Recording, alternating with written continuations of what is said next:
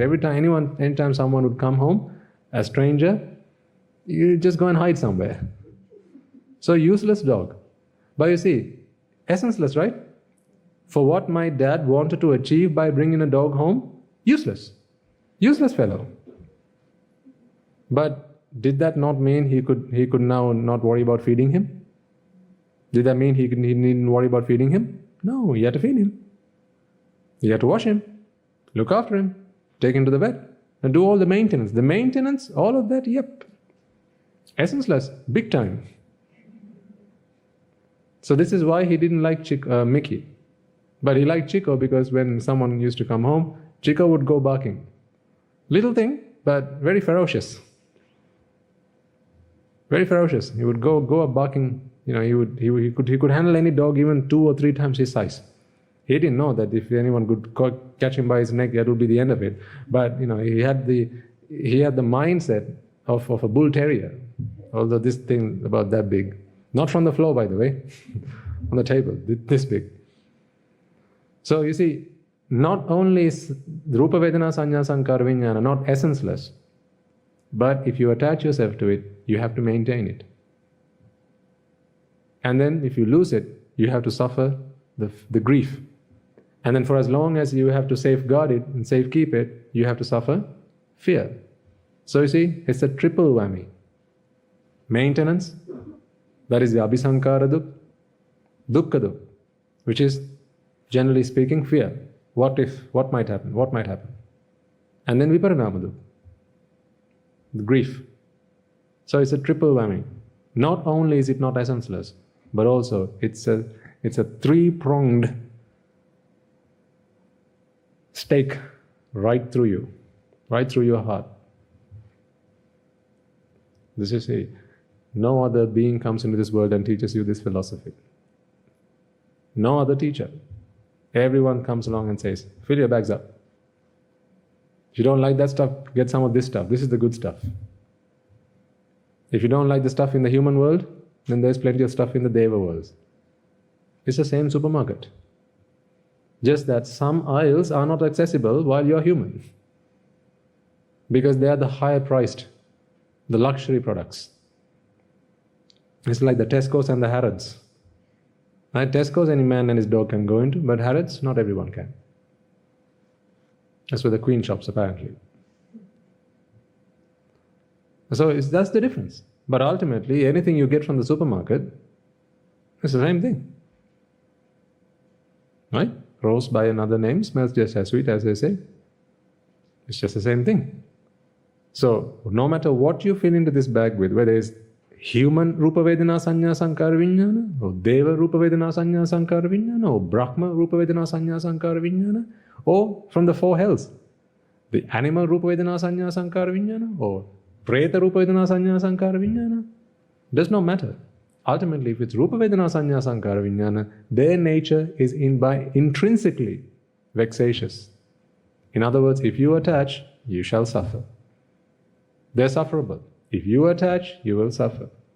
Therefore, for the purpose of seeking happiness, which is what we've all been trying to do all this time, essence-full or essence-less? Essence-less. So if I put up a sale next week, okay, I'll have a sale next week at the monastery. We'll have them shelves here stacked up with Rupa Vedana Sanya Sankara Vijnana. How many bags do you want to bring to fill yourselves up with them? Hopefully, none. Because the more you put into this bag, the heavier it's going to be. So the weight of the bag can be equal to the maintenance that goes along with it. And then you have to keep protecting it. Someone might come and take it.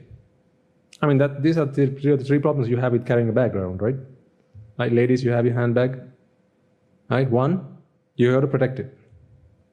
And that's why you keep it closer to you than your husband. Right? Husband, you hold your hand like this, bag like this. Right? So when you get off the bus, what do you check first? You know the answer. When you're leaving the party, what do you check first? Yeah, you know the answer. You don't have to shout it out loud, just in case your spouse is here. Could be embarrassing. Right? So you know that you know what I'm talking about. See, when you carry a bag, one, you got to keep it safe. So there's the fear. Two, if someone takes it, now there's grief. And three, you got to carry it. Your bag, I'm not carrying. You're carrying it. So the weight of the bag, that's the abhisankara. See, abhisankara dukkha. To carry it around with you. Dukkha dukkha. That is fear. Viparinama dukkha. Loss and grief. So any bag, the same concept applies. Even if it's a virtual bag, which is the virtual bag you create in your mind and you call it myself. Is that Greek or is that Greek? Which one? Is that some sense? Did that make some sense at all? Right? There's a little bit sense. We'll continue to talk about this in future sermons, and it'll more will come to light, because it might be the first time you're hearing this concept. Certainly, if you're only coming usually to the English sermons, this may be the first time you're hearing it. But yeah, it was ripe. This was ripe for reaping. We had to talk about this someday or the other. Because hopefully, what will start to make sense to you all is that suffering is self-made. And the word self there, as you would have gathered, are implied to this self. This is your bag of suffering. Your bag that you made, filling it up with the things that I like? No, you like. Things that you liked because, why did you like them? Because of your beliefs that they were pleasurable, joyful, and essential. Ultimately, you think about your handbag, right? You fill it up with what things? Things that you believe are pleasurable. Who's got to carry it now? You've got to carry it. So the more pleasurable things you add into it, what happens to the weight of the bag? They're heavier. So how can you say it's pleasurable? Come on. See? Just apply it to day-to-day experiences in your life. And the more pleasurable things you add into your bag, the risk of something might happening, does it not go up? I don't know, these days do they have handbag insurance? They ought to. With the things that people carry around in their handbags these days, you've got to have handbag. Personal belongings insurance, does that include your handbag? Right? There you go. Wallets and things like that. But what did you fill it up with? What things? Pleasurable things, huh? Yeah, I see. Looks like it. Looks like it. Isn't that why you keep your handbag close to you? Right? Can you leave it in a room and go outside and come back again? No, you're worried. You filled it up with what things? Joyful things, right? Oh, a lot of joy. There's joy written all over your faces. And then if someone takes it, someone snatches it from you, now, suffering. Again, grief. So how can one say that what I carry in my bag are things that are pleasurable, when from the moment they pick up that bag, they're vexing? How can one in their sane mind say that I have a bag that is full of pleasurable things? Just look at their faces. Do you think that's pleasure? That's just vexation in block capitals. How can one say, I have filled my bag up with joyful things? That's just suffering, in bold and underlined. How can one say, what I'm doing is essence-full? For the purpose of pleasure, for the purpose of joy, entirely useless. Entirely useless. Not just a little bit, entirely useless. And after all that, you also have to carry it with you. More that goes in, the heavier it gets. The more you put out, the lighter it gets. So this is a good karma sthana for the ladies in the house. So don't leave your handbags at home, take it with you. But as you walk along the road, as you get into the bus, as you sit down next to a stranger, this is a really good karmastan. So as you leave home, abhisankara dukkha. Right? As you step out the front door and you see a stranger walking up to you, dukkha dukkha. And then one of these days, someone's going to come and snatch it from you. Viparinama dukkha. Yes or no? Yes. Yes. If you don't know what this means, like, do a wait. You will know very soon.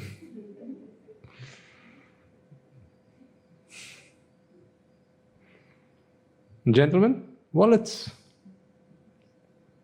Same concept. Same concept. Thankfully, I don't have one anymore with me now. I let that go. I didn't want to carry around unnecessary burdens with me, both literally and metaphorically. I didn't want to carry around unnecessary burdens with me because I didn't come into this world to be burdened. I came into this world to find a way to be burden-free. That's why I went to the one who is the teacher who shows us how to be free of burdens. And therefore he said, "Come all ye who are burdened, and I shall show you how to free yourselves." So I went to the teacher and he showed me. He said, "That thing you're carrying around, what have you got inside?" "Don't ask, it's mine." I said, No. He said, "I'm not going to take it. I just want to know, what have you got inside? Pleasurable things, joyful things, essential things." "Really?" Then he asked some really good questions.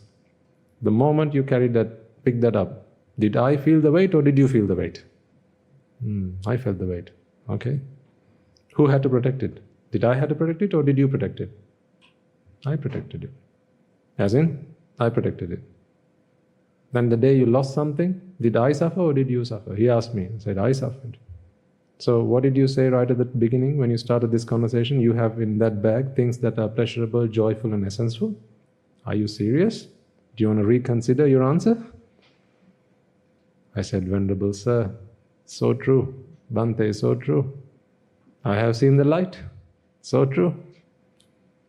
I have realized this is the truth. This is the truth.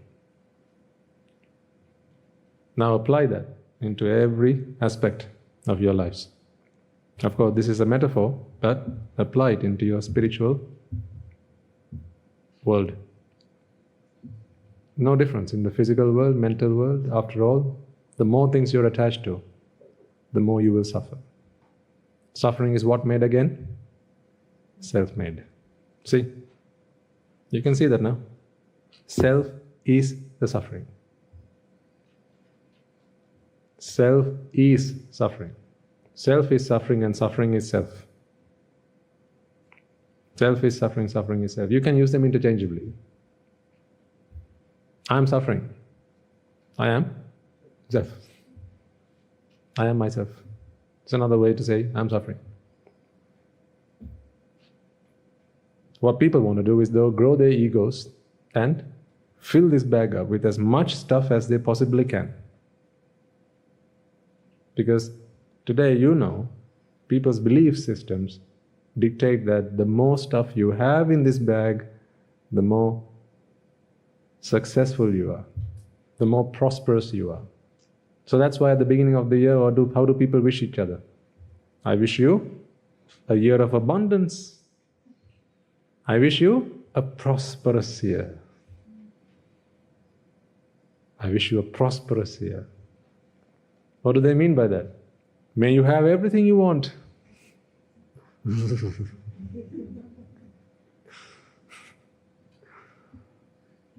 May you have everything you want. I mean, come on, you start the year off with a curse. How do you expect your year to be good? People just cursing each other. Buddha, let's go next door. Let's go and curse them and come.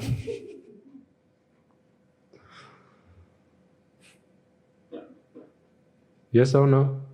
See? The real blessing is not may you have everything you want. May you want less. In this new year, may you want less. May you want less. That is how one becomes content. Not in having more and then going and looking for more and then filling your bags up with more. How is that content? I think last week we agreed, let's get that word out of the dictionary. Because the way people are going, you're never going to be using that word. In a few years time down the line, you don't need that word in the dictionary. Content. What's content? People are going to start asking. Why have a word you're never going to use? That's why. So, hopefully, I don't want to extend this any more than what we've talked here. In future sermons, we can take bits of this and expand them further. It would be useful if you have some time next week, if you can go over this sermon and just watch it once again. I think the YouTube is being streamed with the video, so the screen drawings should be made. Yeah, they are available online. So it would be handy, it would be quite useful if you can go and watch it just one more time. Because then when you come back the following week, which is of course we have the meditation week, next week, and when you get these concepts, folks, the intensity with which you can practice your meditation, the karmasthana, will increase so many-fold. I promised you next week I'll talk to you about Arya Maitri. Right, so we'll expand. I'll take out bits of Arya Maitri and detail it to you and help you analyze it. And how does one really cultivate Arya Maitri? So what we have learned today will hopefully lead us for you so that you can better do your Arya Maitri next week. This is laying down the foundations for that. Because when we talk about when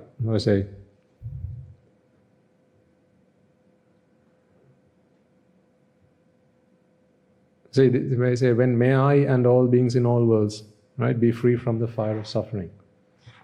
See, when you talk about I, you talk about the self, now things should start to make sense in a new light. That's when Arahant is never going to say, may I and all beings in all worlds be free from suffering. He's just going to say, may all beings in all worlds be free from suffering. He doesn't need to cultivate, may I and all beings be free from all suffering, because he has eradicated this self, the I. I no longer exists. I mean, of course, the body exists and the mind exists, but the notion of a I, the notion of a self no longer exists. And if suffering is self-made, then suffering is the self. Once the self has been eradicated, then how can you say free from suffering? Well, you have already eradicated suffering. So, that's why I say it would be handy if you can watch this sermon one more time in preparation for next week's meditation session, because then you will be using these concepts, and when you cultivate Arya Maitri, you will be recollecting what you have learnt, and it's through that new lens will you be spreading those thoughts of compassion towards all sentient beings. Okay? Right, now there's something else I also wanted to talk to you about today that I promised you we will be doing. Last week we didn't have time for that, which is the Upali Sutra. Upali the householder. But before we go to that, remind yourself, just think about what we have talked here. Right? It may be that you might have some questions which you may feel like bringing to me at the end of the sermon. Let me tell you right off the bat, some questions I'll say, please keep them for later. Because I don't want to give you more than you can chew. As I said, keep your thinking within the remit of what we have talked about. Don't extend it way beyond the remits of what we have talked about, because if you do, then you will get lost. And if you continue that thinking while you're not here, the mind is such that whenever there's a vexation, it wants to find an answer to relieve itself of vexation. So what might happen is, when you come across a question mark, particularly when you're not here, you will try and fill that question mark up with some answer. And that some answer may not be the right answer. But then if that becomes your answer, now you will continue your practice and your cultivation with the wrong answer in place. If that happens, then you could go an entirely wrong track.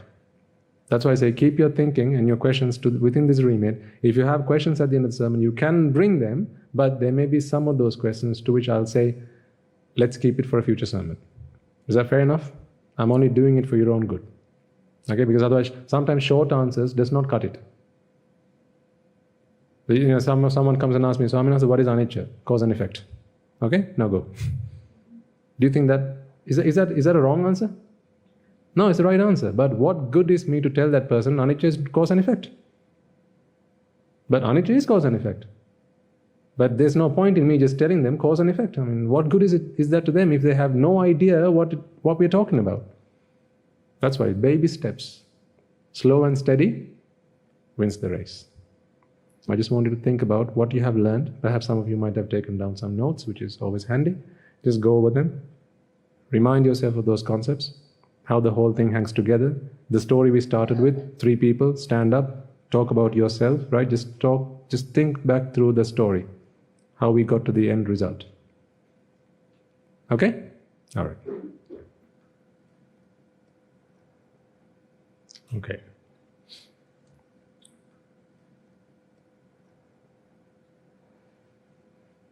This is, yes ma'am.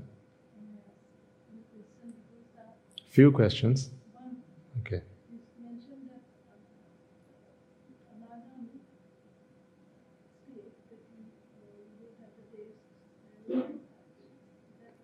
Attachment to. No, there is no clinging to clinging, yes. In other words, so in other words, there is no desire for an anagami person to keep those smells, tastes and touch within that bag that they have created. So the bag still remains, but it's now predominantly filled with sights and sounds, not smells, taste and touch. They have been released from that bag and now they've just gone back into the universal set. So they're still there. They don't create the self with that. That's the difference. Because remember, always there's the same method to get things into. There's only one method to get things into this bag. It's like if you want to enter the country, you have to go to the border controls, right? So similarly, there's one method to get things into this bag. The method being, first you have to be indoctrinated that the Rupa Vedana Sanya Sankara Vijnana, or you could see that as being sight, sound, smell, taste and touch and thoughts, are pleasurable, joyful and essential. That has to be planted in your mind first. There's no other entry gate into this. You can't take any other route. First it has to go through that gate. Then immediately attachment arises. Because if something's pleasurable, then attachment is instantaneous. That's immediate. Then there's the clinging or the wanting. And the moment it's reached that stage, now things you want are the things that you have in your bag. Like when you go to the supermarket, the things you want are the things you have in your bag. Or you collect in your bag, right? You don't fill it up with things you don't want. So that's how it happens. So if that's the way in, what's the way out then? Cut a hole and then wait for everything to drop? No. It's the opposite. So first you need to be indoctrinated again. Again, it's an indoctrination. That what you once believed was pleasurable, joyful and essential are actually vexatious, sufferable and essenceless. That being the case, you no longer see them as being worthy of existence. Worthy of existence means worthy of filling one's bag up with. In other words, worthy of creating a self. So if something is not worthy of pleasure, because see, this is why I keep banging on this point about we are here for happiness. The things that have gone into this bag have gone into the bag because of the belief that they make you happy. No other reason. No other reason. If they didn't make you happy, they wouldn't have reached your bag. That's why I keep banging on about this point that we are here for happiness. Whatever I can indoctrinate you to be the source of happiness, you will fill your bags up with. If I can indoctrinate you enough that becoming a monk is the only way to happiness, you will become a monk. You can't stop that. If I can indoctrinate you enough so strongly and so fiercely, no matter what your circumstances are. Let's say you just, I tell you, if you don't become a monk, you're going to die of cancer tomorrow. I'm just making something up, right? So that might be it for someone to drop everything and come into robes. So whatever the case might be, until when you become a Sotapanna, this is the insurance you get. When you become a Sotapanna, the ferocity with which you desired things have reduced by a vast amount. So much so that you no longer see them as being worthy of acquiring by hook or by crook. You will fish for it, but you won't crook for it. Crook being steal. You won't steal it because they are good, but not so good that I need to go and steal it, hurt someone else in the process of. Aren't there certain foods like that? You'll eat it if it's given to you, but you wouldn't cook for it. You won't cook it. It's just too much of a hassle. But if you want to give it to me, I'll eat it. There'll be things like that. If you show it to me, I'll watch it. But I'm not going to go to the internet and download it or get a subscription or whatever. I'm not going to do any of that. If you show it to me, I'll watch it. But I'm not going to go and get it myself. See, the same concepts apply.